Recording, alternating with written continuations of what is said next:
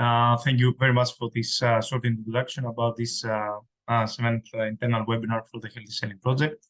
Let me just share my screen.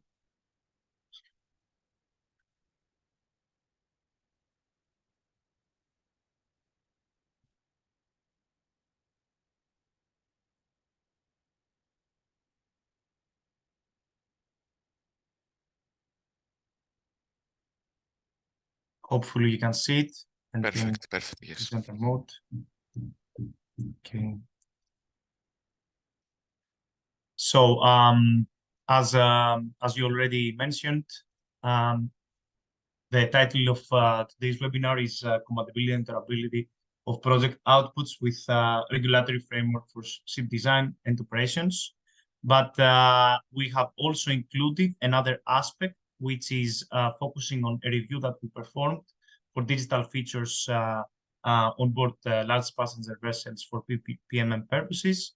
And that was in the context of our tasks regarding the foundation report, and thus we found it useful to present this to you, as it is something that it is well known across all partners regarding such devices and digital features. Unfortunately, Professor Ventikos, the leader of our research group, won't be able to join us. Maybe a bit later as I move forward with the presentation. But I will be delivering this short webinar. And for those who don't know me, I'm Manolis Annetis. I'm a naval architect and marine engineer, and I'm working as a research engineer in the National Technical University of Athens, and more specifically in the School of Naval Architecture and Marine Engineering.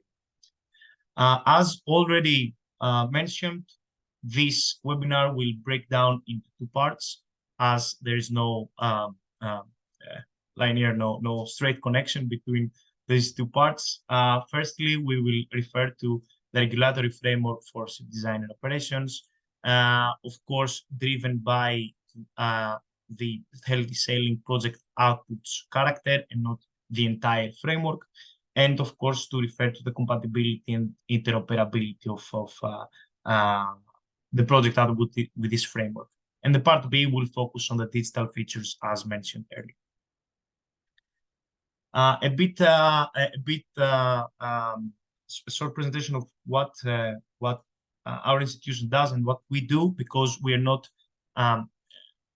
actually very into the health aspects, the epidemiological aspects for the maritime industry in general, of course, as we are a technological university.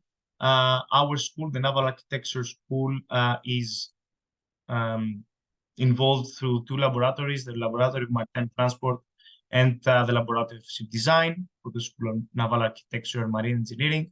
And this is to say that we are mostly focusing on environmental aspects, on safety aspects. Thus, we are performing environmental impact analysis, in most cases, maritime safety and risk analysis. We are performing resilience engineering, probabilistic modeling, risk-based design, and we are also into policy impact analysis. Thus, our role in Healthy Sailing, as several of you may know already, is to focus on existing ship and operation rules and to integrate the Healthy Sailing project outputs through procedures into these existing ship and operation rules, but also to contribute to the risk assessment for infectious diseases on board in the wider context of maritime safety assessment. So moving on to the part A, a short outline. I will present a couple of slides for our motivation, a reference to the Healthy Sailing outputs, and the literature review that we performed, indicative results, and the regulatory constraints that we have identified, and a more specific focus on the compatibility with maritime safety assessment. The motivation, as it is, I believe, in our opinion, clear, since we have all the health threats regarding the large passenger vessels that we are focusing on as a project, we are introducing a number of outputs that are trying to prevent, mitigate, or manage health threats on board large passenger vessels. However, since the regulatory framework in the maritime industry may be a bit complex, it is important to ensure the compatibility of these outputs with the regulatory framework that is in place. Of course, I could not depict all the regulatory framework within this slide or a couple of more slides.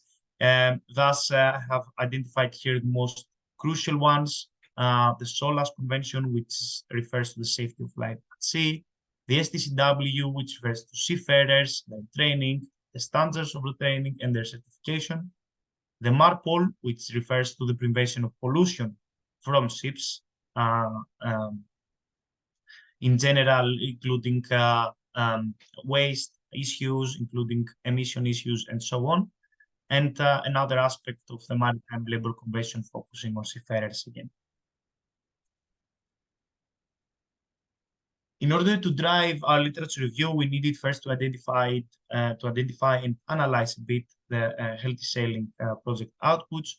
We have also included a categorization in order to be more clear to us what we are referring to.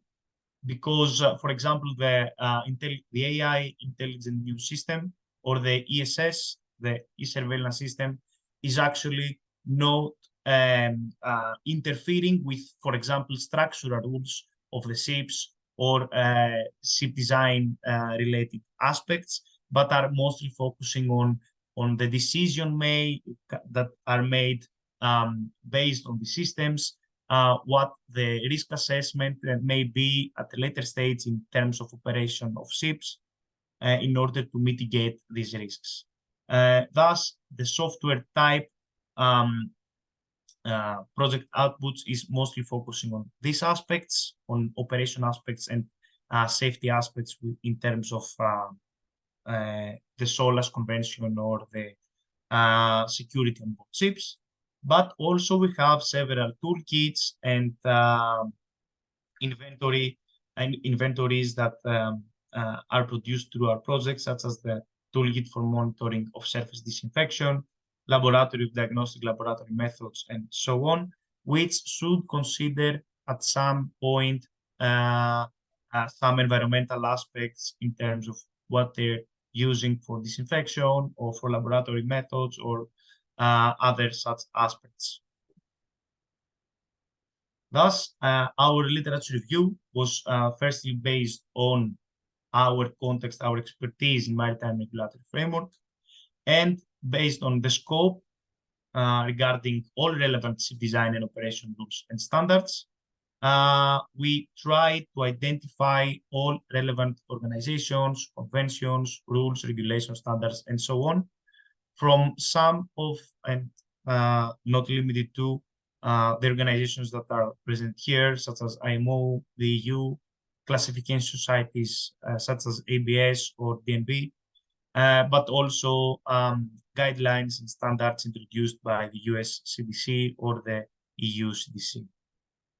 The identified trends here were two, and they are very distinct. The first one is regarding the ship design and operation and maritime operations. And the other one is health standards and guidelines for ships, either operation or construction. Keywords were a lot in order to identify what is interest to us with respect to the project Healthy Sailing project outputs. And based on this literature review, we have identified several references which are very crucial in terms of our analysis. The first one, as already mentioned, is the SOLAS Convention, the MARPOL Convention, but more specifically, we needed to analyze the SOLAS and identify and focus on the International Safety Management Code, the ISM code, in short, which refers mostly to the operations, the daily operations on board the vessel, and all shipping companies should have their safety management system according to the ISM code in order to ensure the safety assessment procedures on board. Secondly, we have also security aspects that are introduced by the RESPS code. We have, as mentioned previously, the STCW convention regarding seafarers. We have inspection aspects that are introduced by the regional agreements on port state control that that allow all port states to inspect ships entering their ports. We have also guidelines from classification societies, such as the one from ABS, regarding infectious disease transmission on board marine and offshore assets. And we have also looked into some very basic regulations, such as DPR, that ensure the legal aspects of the project outputs. But as I understand, it is very basic and will be considered in any case for all product outputs, since we are all dealing with personal data.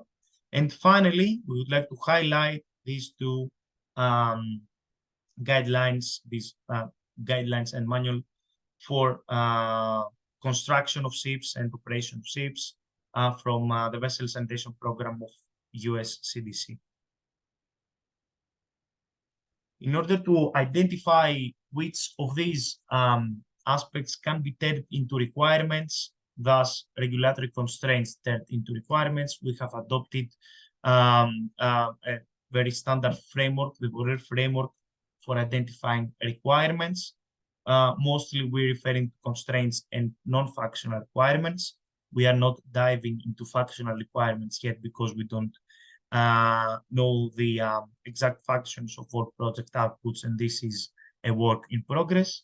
But in general, we have followed this type of documenting the requirements with a unique ID, of course, but also a description, rationale, the source, a conflict, a possible conflict with healthy sailing project outputs, which have not been identified yet, and is, as previously said, a work in progress. And of course, what is the relevance with a specific project output. And here are these regulatory constraints that have been identified. All partners can have a look, if needed, in a more detailed look in the D3.5, which have an analysis of each of these constraints. We have everything here with respect to compliance for safety, compliance for security, compliance for environmental impact. And we have also included the EU taxonomy regulations, which refers to the minimum environmental impact that an economic activity should have in order to be identified as a sustainable one through the cruise tourism industry and in general. However, I would like to focus on the maritime safety assessment aspect, which is most crucial because all of the project outputs will be used during operation, and thus it is needed to have the alignment of the safety assessment on board with the specifics of its project output. Thus, the context is briefly presented here, and it refers to the general context of the maritime safety assessment. The usual process is having a hazard identification at first. So we need to identify during ship operations of a hazard. For example, in our case, an infectious agent on board the vessel, and then move forward with the risk analysis. So we need to define the severity of how this infectious agent affects the passengers, the crew, and in general the cruise, but also to define the likelihood of this spreading to more people, to affecting more people, and in general to have, for example, and transmitted virus to the shipborne infectious disease. Thus, moving forward after the risk analysis, we usually going on to risk control options and what are the options here in order to mitigate, to reduce risks or maintain risks at an acceptable level. Thus, for example, the e-surveillance system can identify the hazard and maybe define the severity and likelihood of such an infectious disease. And then based on this input, the IIS, the Intelligent Immune System, may introduce several risk control options, risk mitigation measures in order to limit the risks, the level of risks. And thus, we finally move to the review of the risk assessment. So we need this process to be constant in order for onboard personnel to have the entire picture of what is going on in terms of infection spread, and thus to limit risks at all times based on risk control options. In order to do that, we need to develop procedures to incorporate project output function, such as the ESS and the IIS, with the maritime safety assessment. And more specifically, we will, at a later stage of the project, examine a safety management system, an SMS of a shipping company, in order to introduce some procedures there for the incorporation of such systems on board the ship. This here presents these tables here present the safety assessment in practice. Most shipping companies are currently performing safety assessment in such a manner. They're introducing these risk matrices. We have the matrix for the likelihood of probability, and we have a matrix for the consequences. As you can see here, we have also a health and safety column, which refers to the safety, health and safety of passengers or crew. And based on this categorization, we can have an estimation of the risk. Many of you may have seen this already, also in the health and infection aspects. However, we are trying to introduce a more concrete way and a more detailed way of calculating risks on board vessels in order not to allow to stay only with the risk matrices, but move forward into more sophisticated methods and more detailed methods. The aspects that we need to consider in all of this process have already been identified in our previous work, in other tasks, and refers to health and inspection aspects, refers to the different diseases and their characteristics, such as symptoms, virulence, communicability. We need also to understand all the transmission modes, such as droplets, aerosols, and so on. And we need also to identify here on the left all the aspects of ship spaces and the differences, such as ventilation conditions, sanitation levels, and so on. A suggestion of ours from our work in the project is to have a more detailed calculation of risk based on the probability of a disease being on board, of course, based on multiple parameters, the probability of spread in a specific space, given that the disease is on board, the probability of an outbreak based on multiple parameters, and the consequences. This could be identified somehow as an overall health risk on board the ship in order to have the risk assessment on board in a more detailed manner. This concludes part A, and I believe, I hope that it caught your interest at some point. More details can be found on D3.5. either for their requirements with respect to interoperability and compatibility, but also with compatibility with maritime safety assessment and how we will move forward in the project. Now, let me move forward to the part B, which refers to this review of digital features for prevention, mitigation, and management purposes. A short outline refers to our objective, our motivation for this review, the literature review performed, the identified technologies, and the identified digital features. Of course, the identification of such features for travelers on board large passenger vessels is useful for us in order to understand how the prevention, mitigation, and management of infectious diseases can be performed based on these digital features, and to compare, if you like, at a later stage with what we are performing as a consortium in order to differentiate at some point our results or move beyond what it is being developed right now. Many of you, since you have been engaged to the epidemiological aspects much more than us, you may have this picture already, and maybe we can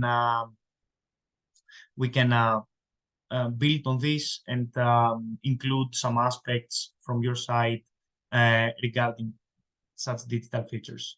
Our scope, that is also included in the Grand Agreement of the Healthy Sailing, refers to digital features such as bracelets, phone applications, smart TVs, the facial recognition capacities, the tracking of individuals, the wider use of RFIDs, Bluetooth, NFC technology, and all of them in order to also deal with crowd control aspects. More specifically, our review followed an approach identified within the literature for smart technology applications in the diffusion in the cruise tourism industry. And based on the identified smart cruise ecosystems that has been identified in multiple literature references, we have limited this into our present scope of search regarding cruise-related newest smart technologies within and beyond PMM purposes, but also as a second identified thematic trend from the literature, technologies to support cruise industry in the post-COVID area. So this was both these two thematic areas that were identified, thematic trends that were identified in the literature review. And we have also used, here you can see, a word cloud of keywords that we have been using through our literature. This summarizes our findings. So firstly, of course, we have the use of smartphones. We have the use of smartphone applications in a large extent. And many cruise industries are trying to develop more and more such features, as smartphones now are, everyone is familiar with smartphones already, and the services offered through applications can enhance the cruise, the experience for passengers. However, these smartphone applications can be used for PMM purposes, since they can inform passengers, they can enable other digital features such as online check-ins and facial recognition through our smartphones in order to perform the check-in without large queues in port terminals and so on. The other thing is wearables. Many cruise companies are trying to introduce these wearables in order to introduce contactless payments, contactless interaction between passengers and services, passengers and crew, and everything else. Another aspect is also about robotics. They have been not well introduced into the industry, but there are examples, and there is an ongoing effort of including robotics, because limiting human contact through robotics, it's something that will enhance the prevention towards infectious diseases. Of course, interactive TVs and monitors could also enhance this the prevention and mitigation of against infectious diseases. For example, if they are introduced in all cabins, this is something that offers limitless choices for passengers in order to stay in the rooms and not interact or queued in public spaces in order to have a service or something like that, or information, for example. Facial recognition is something very, very crucial, because, as previously explained, it can be an alternative for check-ins. So this is something that is well introduced, especially in the post-COVID era. And we have also encountered thermal cameras in several cases that are capturing screening details for passengers, as well as disinfection panels for disinfection purposes. Of course, drones are also examined for delivering medicine or other mitigation management purposes for infectious diseases. We have also an application for safety briefing, and that reduces the need for the traditional safety briefing and mastering exercise on board before departure, and thus this may limit human contact in a great deal of the cruise industry. And finally, we have several activities such as virtual reality that can be used by passengers in order to experience, to enhance their experience without congesting with people. With all this said, we have created this list of identified technologies: the wearables, smartphone applications, screen and disinfection technologies, robotic services, facial recognition, smart TVs, interactive screens, virtual reality, a mastering application, and drones as the technologies that could be, in general, combined in order to offer digital, different digital features. And the identified digital features, and this is the end of the webinar, the end of the journey. We have identified in total, if I'm not mistaken, 13 digital features, which are more specific in what they offer in contrast with the technologies explained above. The first one is medical services and telemedicine. Through this, during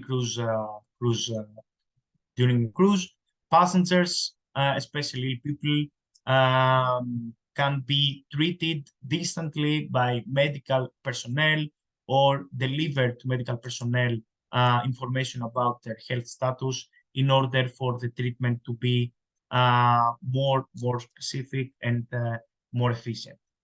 Health screening is another digital feature that may be offered to passengers on board, and this can be achieved through the digital documentation that can be uploaded through smartphone application, for example, or other screening techniques such as COVID-19 tests, the measurement of the temperature, or through thermal cameras and other such methods. Another thing that it is facilitated through the technologies identified is the contactless check-in and fast boarding process. So this is achieved through facial recognition, through wearables, through smartphone applications, and this helps us avoid personal contact and congestion in ships or in port terminals, in cruise terminals.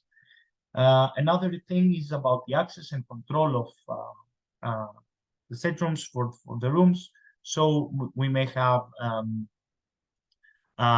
wearables as keys for staterooms in order for not dealing with many handles and touches and everything in the room, or other remote controlling equipment such as curtains, TVs, temperature, and so on through the smartphone in order in general to limit the touch with services.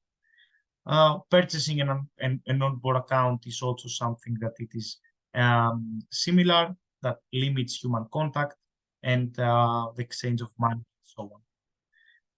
Online booking reservations is something also similar that can be offered through smartphone applications. The same goes for service chat and digital assistance. People can be informed through their phone and not queuing in information desks and so on. And also this feature can support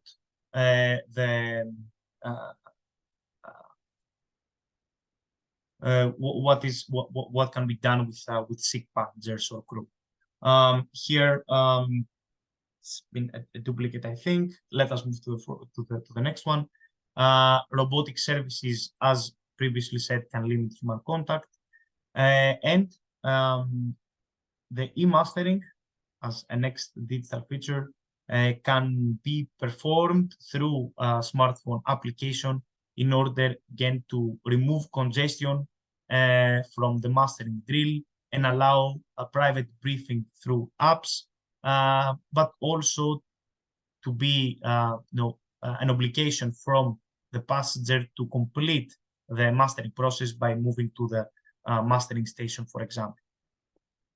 Contact tracing is something also very, very crucial, and I believe that will be done throughout the project based on the e-pass that will be developed and that will be connected with ESS.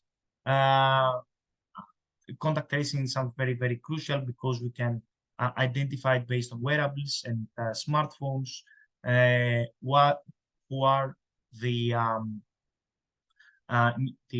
direct contacts that we may have when we were sick, and in order for them to be also put to be limited in the rooms and so on. Finally, we have sanitation and disinfection with multiple technologies that can also be installed in multiple spaces on board cruise ships. And finally, we can have crowd control through limiting people queuing in information desks or other services, and thus limit congestion. This entire inventory, to sum up, is available in the D3.5, and as a living document can be enhanced based on future developments that may be brought forward by any partners or by us at a later stage. I hope I didn't took much of your time, and you I caught your interest. Thank you very much for your attention, and of course, if any questions, I will have. Thank you very much, Manolis, for your informative and comprehensive presentation. If there are any questions or issues to be discussed by the participants, please proceed.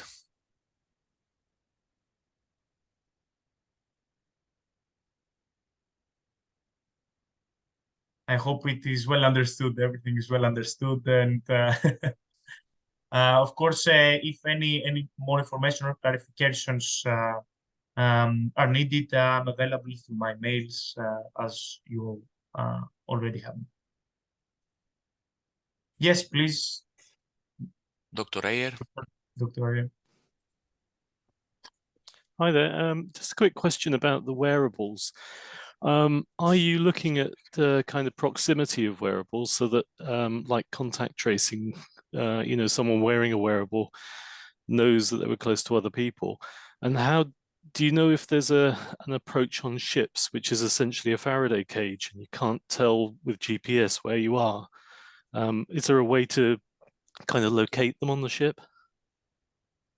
To be honest, we didn't go into much detail, but we already know from other research projects that we tried for safety reasons to identify the location of passenger on board vessels. For example, through an evacuation of the vessel. And this was very, very difficult through only wearables. And thus, our colleagues, and specifically from ICCS, because we were partners in this project, were introducing the coupling of the wearable with a smartphone in order to transmit the location in a more right approximation within the vessel. But in general, it has some weaknesses as a system for specific location on board the vessel. And it is currently at a research level being explored. And I believe that we also, as Healthy Sailing, we're trying to do something like that through the EPAS, if I'm not mistaken, which will be coupled with the ESS, will be transmitting information and, having identified the proximity contacts of persons through contact tracing. But yes, it is yet cannot be widely adopted because of this weakness. Okay. And just a little part about the wearables as well. In theory, we're heading to a stage where wearables can be monitoring people's temperature and health statistics as well. So that's of kind of interest going forward as well, because it becomes much more than just a where are you or a payment device. It could actually be watching for fever and things like that as well. Okay, thanks very much. Thank you. Thank you for your question.